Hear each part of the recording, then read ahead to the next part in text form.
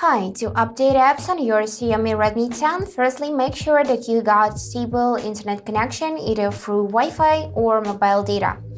And now after that, find and open Play Store app.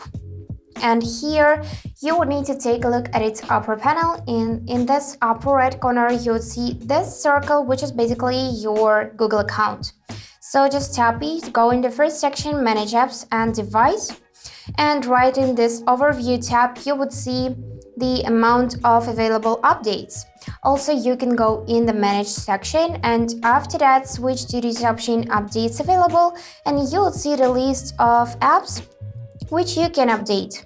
For example, we can update YouTube. For that, I'm gonna select it and now tap this arrow icon in the upper right corner like that, and now it is updating.